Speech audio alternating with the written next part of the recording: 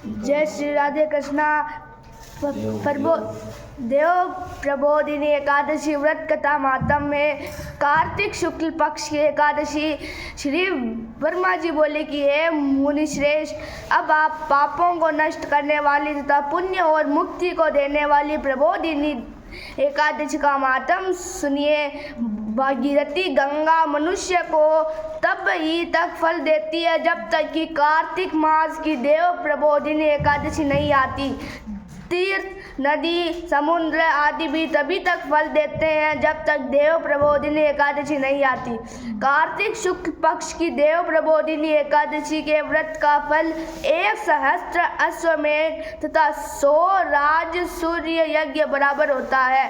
नारद जी ने पूछा कि हे पिता, एक संध्या को भोजन करने से, रात्रि में भोजन करने तथा पूरे दिन उपवास करने से क्या क्या फल मिलता है, उसे आप समझाइए। ब्रह्मा जी बोले कि हे नारद, एक संध्या को भोजन करने से 2 जन्म के तथा पूरे दिन उपवास करने के 7 जन्म के समस्त पाप नष्ट हो जाते हैं। जिस वस्तु का त्रिलोक में मिलना दुष्प्राप्य है, वह वस्तु देव प्रबोधिनी एकादशी के व्रत से मिल जाती है। देव प्रबोधिनी एकादशी के व्रत के प्रभाव से सुमेरु पर्वत के समान महान पाप क्षण मात्र में ही नष्ट हो जाता है।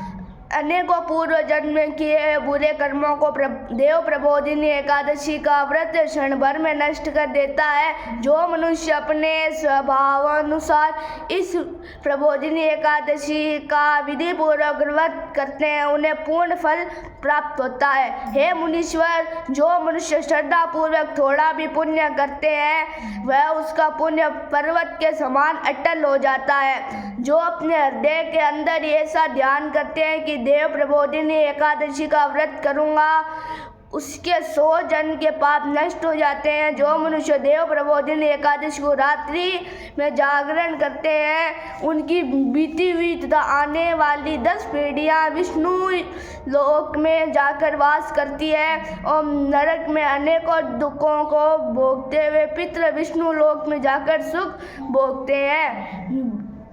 ब्रह्मत्यादि महान पाप भी देव प्रबोधिनी एकादशी के दिन रात्रि को जागरण करने से नष्ट हो जाते हैं। देव प्रबोधिनी एकादशी को रात्रि को जागरण करने का फल अश्वमेध आदि यज्ञों के फल से अधिक होता है। समस्त तीर्थों में जाने तथा गो, स्वर्ण, भूमि आदि के दान का फल कार्तिक शुक्ल पक्ष की एकादशी देव प्रबोधिनी एकादशी के रात्रि के जागरण के फल के बराबर होता है। उसी का जीवन सफल है जिसने देव प्रबोधिनी एकादशी के व्रत के द्वारा अपने कुल को पवित्र किया है। संसार में जितने भी तीर्थ हैं तथा जितने भी तीर्थों की आशा की जाती है, वह देव प्रबोधिनी एकादशी का व्रत करने वाले के घर में रहते हैं। मनुष्य को समस्त कर्मों को त्यागते हुए भगवान की प्रसन्नता के लिए कार्तिक मास की देव प्रबोधिनी एकादशी का व्रत करना चाहिए।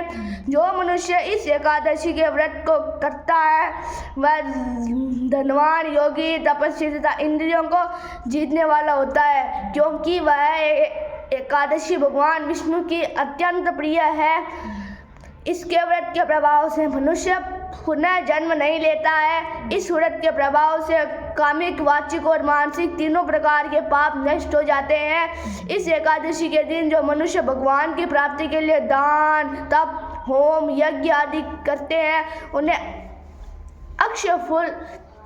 अक्षय पुण्य मिलता है।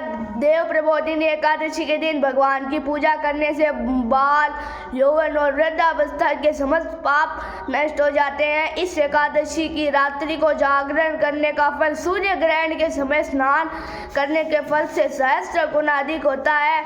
मनुष्य जन्म से लेकर जो पुण्य करता है, वह पुण्य देव प्रबोधिनी एकादशी के व्रत के पुण्य के सामने व्यर्थ है।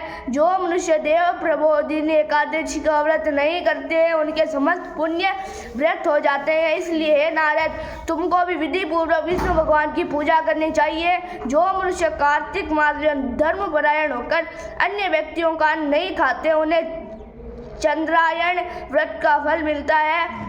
कार्तिक मास में भगवान दान आदि से उतने प्रसन्न नहीं होते जितने कि शास्त्रों की कथा सुनने से प्रसन्न होते हैं। कार्तिक मास में जो मनुष्य भगवान की कथा को थोड़ा बहुत पढ़ते हैं या सुनते हैं, उन्हें 100 गोदान का फल मिलता है। जो मनुष्य अपने कल्याण के लिए विष्णु भगवान की कथा सुनते हैं, वे अपने कुटुंब का उद्धार करके 1 सहस्त्र गोदान का फल पाते हैं। जो मनुष्य देव प्रबोधिनी एकादशी के दिन विष्णु की कथा सुनते हैं, उन्हें 7 द्वीपों के दान का फल मिलता है। जो विष्णु की भक्ति पूर्वक कथा सुनते हैं और कथा कहने वाले ब्राह्मण की यथोचित पूजा करते हैं तथा उसे संतुष्ट करते हुए उत्तम लोक को जाते हैं। नारद जी बोले कि हे ब्रह्मा जी, अब आप एकादशी के व्रत का विधान कहिए और कैसा व्रत करने से कौन सा पुण्य मिलता है वह भी समझाइए। ब्रह्मा जी बोले, हे नारद, इस एकादशी के दिन मनुष्य को ब्रह्म मुहूर्त में उठना चाहिए और नदी, तालाब, कुआं आदि पर स्नान करके व्रत का नियम ग्रहण करना चाहिए। उस समय भगवान से विनय करनी चाहिए कि हे भगवान, आज मैं निराहार रहूँगा और दूसरे दिन भोजन करूँगा, इसलिए आप मेरी रक्षा करें। इस प्रकार विनय करके भगवान की पूजा करनी चाहिए और व्रत करना चाहिए। उस रात्रि को भगवान के समीप गीत, नृत्य, बाजे तथा कथा कीर्तन से समय व्यतीत करना चाहिए। देव प्रबोधिनी एकादशी के दिन कृपणता को त्याग कर बहुत से पुष्प, अगर, धूप आदि से भगवान की आराधना करनी चाहिए। शंख के जल से भगवान को अर्घ्य देना चाहिए। इसका फल तीर्थदान आदि से करोड़ गुना अधिक होता है। जो मनुष्य अगस्त्य पुण्य पुष्प से भगवान की पूजा करते हैं, उनके सामने इंद्र भी हाथ जोड़ता है। कार्तिक मास में जो बेलपत्र से भगवान की पूजा करते हैं, उन्हें अंत में मुक्ति मिलती है। कार्तिक में जो मनुष्य तुलसी जी से भगवान की पूजा करता है, उसके 10,000 जन्म के समस्त पाप नष्ट हो जाते हैं। जो मनुष्य इस नाम से श्री तुलसी जी के दर्शन करते हैं या छूते हैं या ध्यान करते हैं या कीर्तन करते हैं, रोपण अथवा सेवा करते हैं, वे 1000 कोटि युग तथा भगवान के घर में रहते हैं। जो मनुष्य तुलसी का पेड़ लगाते हैं, उनके कुटुंब में जो पैदा होते हैं, वे प्रलय के अंत तक विष्णु लोक में रहते हैं। जो भगवान की कदम्ब पुष्प से पूजा करते हैं, वे यमराज के दुखों को नहीं पाते। समस्त मनोवांछाओं को पूरा करने वाले भगवान कदम्ब पुष्प को देखकर अत्यंत प्रसन्न होते हैं। यदि उनकी कदम्ब पुष्प से पूजा की जाए तो फिर बात ही क्या है। जो गुलाब के पुष्प से भगवान की पूजा करते हैं, उन्हें मुक्ति मिलती है। जो मनुष्य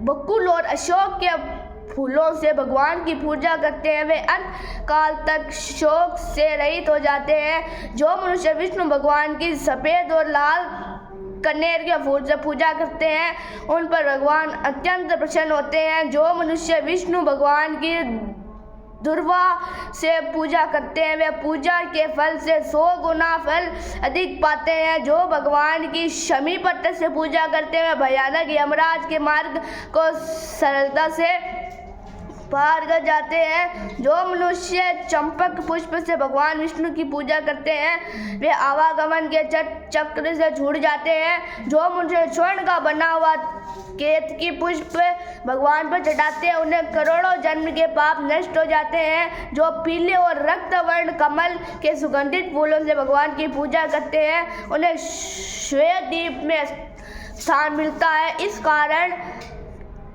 रात्रि में भगवान की पूजा करके प्रातःकाल शुद्ध जल से नदी में स्नान करना चाहिए। स्नान करने के पश्चात भगवान की प्रार्थना करते हुए घर आकर भगवान की पूजा करनी चाहिए। इसके बाद व्रत के लिए ब्राह्मणों को भोजन कराना चाहिए और दक्षिणा देकर मीठे वाक्यों द्वारा उनको विदा करना चाहिए। उसके उपरांत भोजन गो और दक्षिणी से गुरु की पूजा करनी चाहिए और ब्राह्मणों को भूरियसी दक्षिणी देकर नियम को छोड़ना चाहिए। ब्राह्मण को रात्रि में भोजन करावें, स्वर्ण सहित बेल दान करें। जो मनुष्य रात्रि स्नान करते हैं, उन्हें दही और शहद दान करना चाहिए। जो मनुष्य फल की आशा करते हैं, उन्हें फल दान करना चाहिए। तेल की जगह घी और घी की जगह दूध और अन्नों में चावल दान करना चाहिए। जो मनुष्य इस व्रत में भूमि शयन करते हैं उन्हें सब वस्तुओं से शयादान करना चाहिए। जो मौन धारण करते हैं उन्हें स्वर्ण सहित तिल दान करना चाहिए। जो मनुष्य कार्तिक मास में उपवास धारण नहीं करते उन्हें उपवास दान करना चाहिए। जो इस मास में नमक त्यागते हैं उन्हें शक्कर दान करने चाहिए। जो मनुष्य नित्य प्रति देव मंदिरों में दीप जलाते हैं उन्हें स्वर्ण या तांबे के दीप को घी तथा बत्ती सहित दान करना चाहिए। जो मनुष्य चातुर्मासीय व्रत में किसी वस्तु को त्याग देते हैं उन्हें उस दिन से पुण्य ग्रहण करनी चाहिए। जो मनुष्य प्रबोधिनी एकादशी के दिन विधि पूर्वक व्रत करते हैं उन्हें अनंत सुख मिलता है और अंत में स्वर्ग को जाते हैं। जो मानव चातुर्मासीय व्रत को बिना किसी विघ्न के पूरा कर देते हैं उन्हें दोबारा जन्म नहीं मिलता। जिन मनुष्यों का व्रत खंडित हो जाता है उन्हें दोबारा प्रारंभ कर लेना चाहिए। जो मनुष्य इस एकादशी के व्रत के महात्म को सुनते व पढ़ते हैं उन्हें अनेक गोदान का फल मिलता है।